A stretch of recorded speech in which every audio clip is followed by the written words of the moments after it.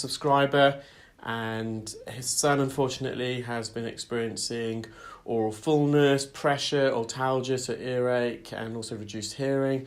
Visited the doctors and obviously was diagnosed with plugs of wax.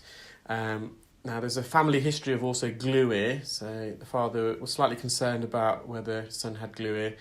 Therefore, visited myself. The doctors did advise they were to be able to syringe this after using drops for 2 weeks, but the father wanted it sorted ASAP, and therefore contacted myself.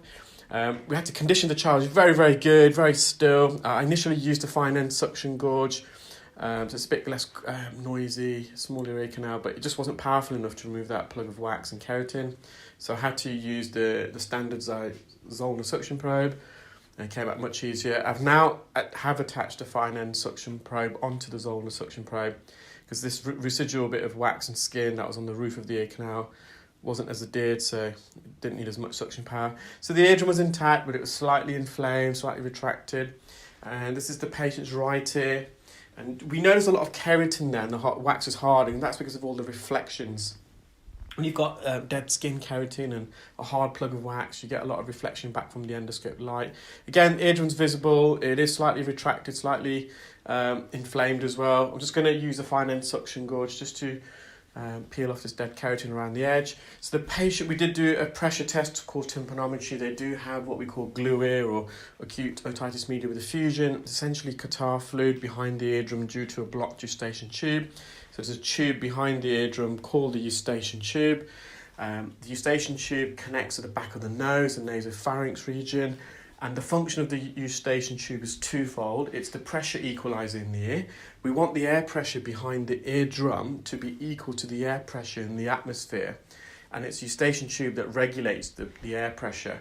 When the air pressure either side of the eardrum is equal, that's when the eardrum is most mobile, most compliant, and it's best able to absorb sound waves and transmit it through the three bones to the organ of hearing, the cochlea in the inner ear.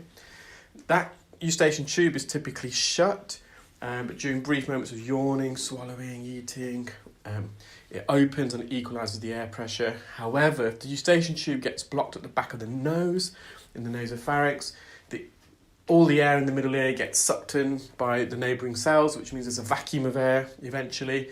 The eardrum gets sucked in, and fluid that would normally drain out of the eustachian tube that's secreted by the middle ear can no longer drain, and it builds up behind the eardrum, and that can cause a hearing loss, and we call that glue ear.